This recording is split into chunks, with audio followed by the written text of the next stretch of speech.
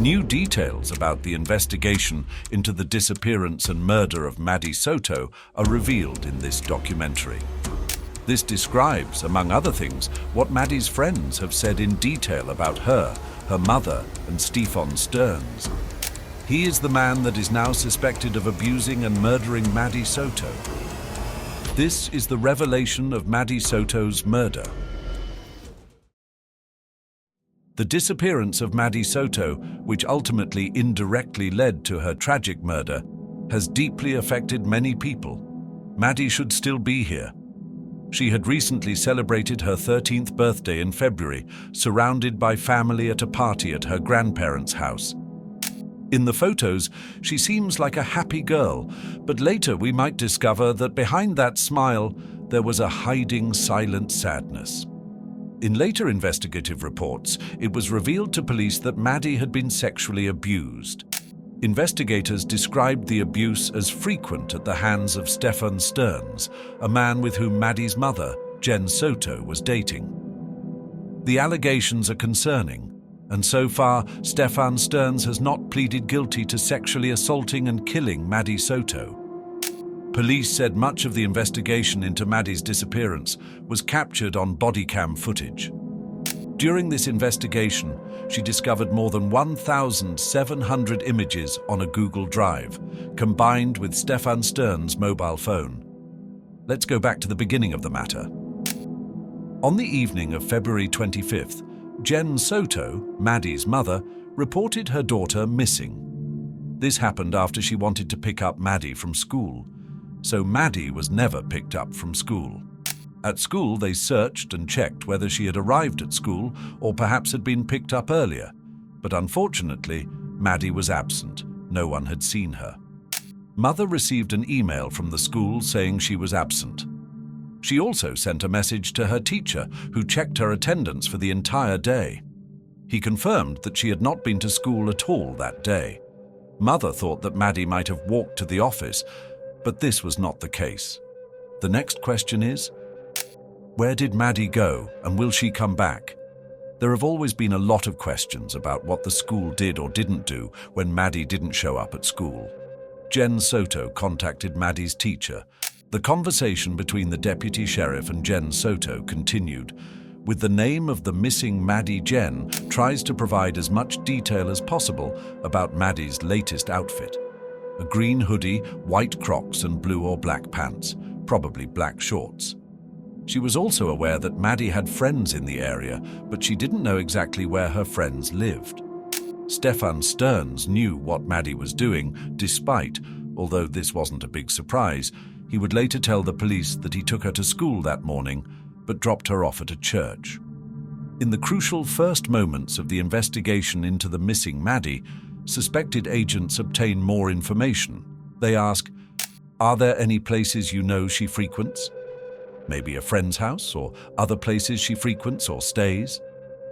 Prosecutors and police appear to believe Stearns knew exactly where Maddie was because he killed her and stored her body. However, that night, Stearns went with officers to the area where he had dropped her off that morning.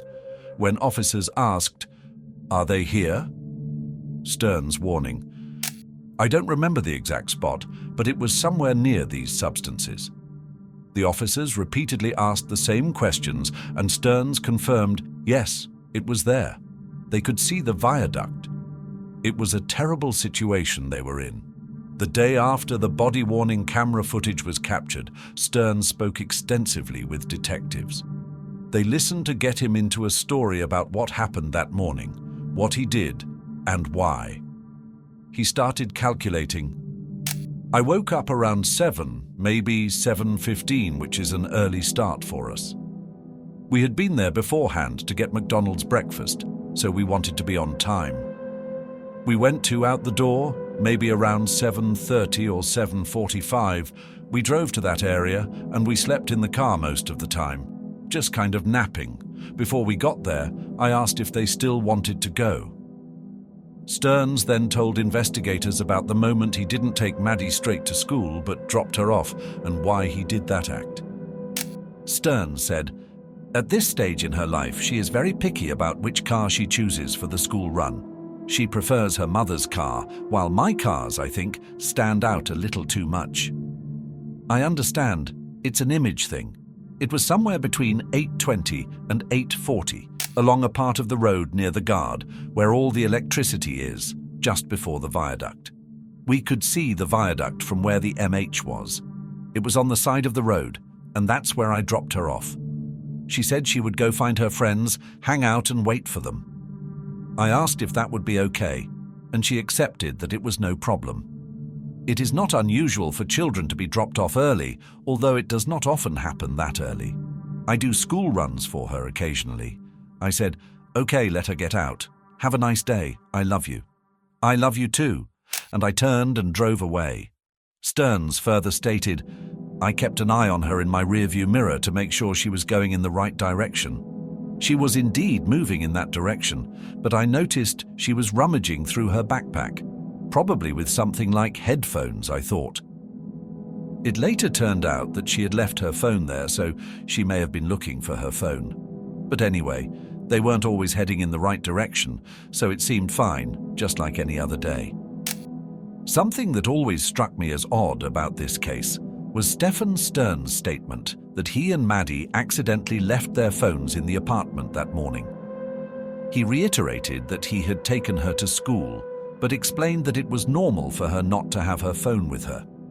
He said, "Unfortunately, she has abnormal ADHD, just like me and her mum, so it's not unusual at all for her to forget things.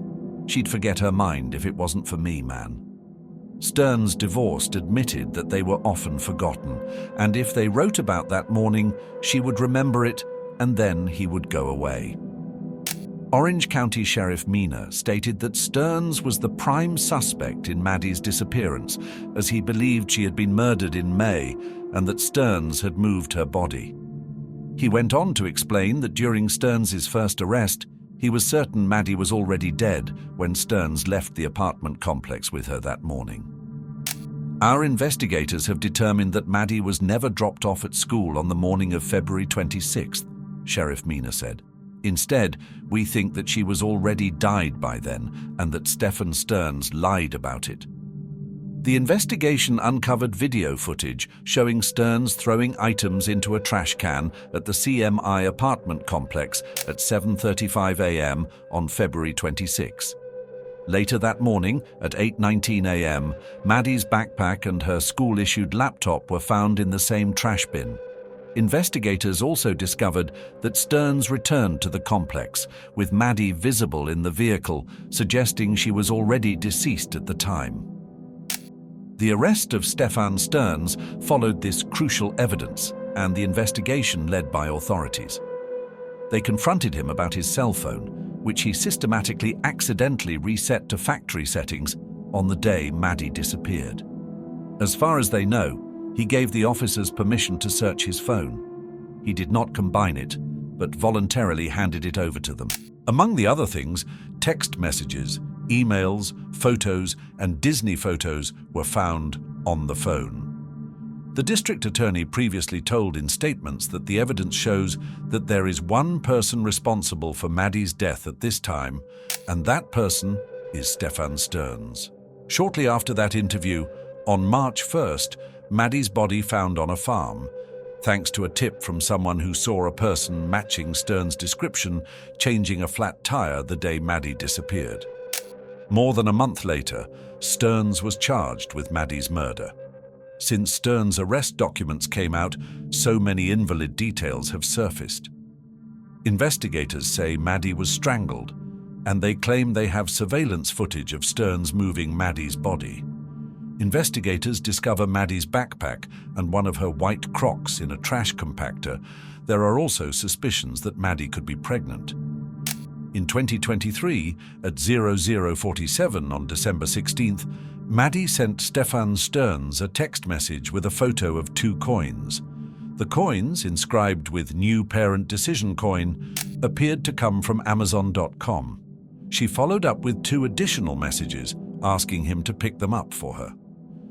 Further investigation revealed that these coins are typically sold to new parents, designed to help them decide who should perform a task for a newborn. Interestingly enough, Maddie and Stefan texted about these coins, not about her mother. Since this conversation took place outside of holidays like Mother's Day or Father's Day, it raised questions. Could their conversation relate to the possibility that Maddie was pregnant, or thought she was? Speculation arose that Maddie, who was only 12 at the time, had missed her menstrual cycle that month, although we don't know if this is true. The mention of the coins and the nature of their conversation has added an extra layer to the case, with investigators considering the possibility that Maddie could have been pregnant or thought she was. However, this remains unconfirmed. The coins themselves, as seen on Amazon, raise further questions. John's gambling activities were never properly investigated. The defense argued that the detectives had clues about gambling and had hidden other aspects of John's secret life. They said the gambling messages found on John's phone were unintentional, as were messages from a woman he ignored. It was also argued that the detectives specifically told witnesses that John was not involved in gambling. The defense alleges that John Tokuhara not only had a history of cheating, but that he was repeatedly involved with women who were already in relationships.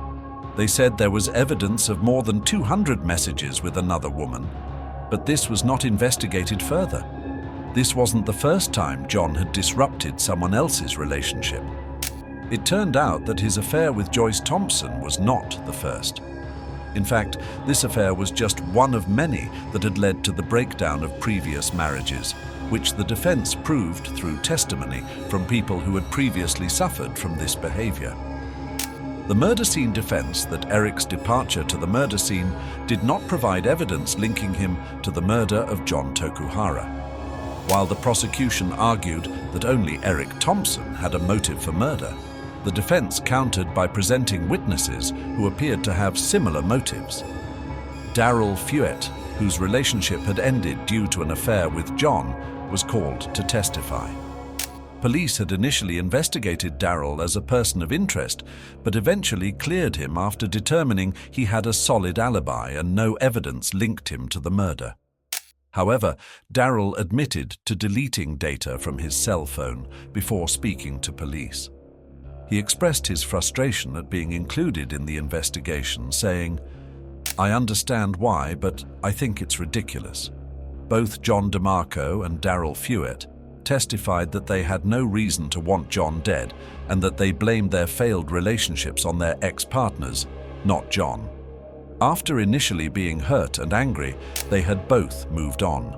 In a similar vein, Eric Thompson testified that after discovering his wife Joyce's affair, he reacted in much the same way. He explained how he and Joyce had approached John for help with their fertility issues, a time when John had been supportive. Eric was stunned when he discovered the affair, especially after seeing the security footage of his wife sneaking out at night, because he couldn't find an innocent explanation. Eric testified about his movements the night of John's murder and explained the footage showing his truck leaving the driveway at 5:20 p.m. and again just before 10 p.m. He claimed that on his first trip, he dumped a small load of bricks at the Wee-Manalo convenience center, and on his second trip, he went to a store to buy some food items, paying in cash. Rocky Javier, a security guard at the dump, was called as a witness by the Public Prosecution Service. He testified that he had never seen Eric Thompson before and pointed out that the rocks Eric claimed to have dumped were prohibited at the site. Although he did not inspect every shipment that came in, he explained that it was not possible to track each individual in detail. Eric had also insisted that Joyce stop visiting psychics after one of them supported her decision to have an affair. He likened Joyce's affinity for psychic readings to a drug addiction, likening it to alcoholism. When asked if it was a fair comparison, he said, "I'm not sure if there's a name for that condition or just an obsession, but yeah, it's like a slippery slope."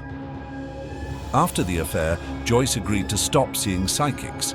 But in December of that year, just a month before John's murder, she contacted another psychic. Eric had testified about his movements the night of John's murder, providing details about the footage that showed his truck leaving the driveway at 5:20 p.m. and again just before 10 p.m. He claimed that on his first trip, he dumped a small load of bricks at the Wimanalo Convenience Center, followed by a second trip to a store. However, the prosecution called Rocky Javier, a security guard at the dump, as a witness.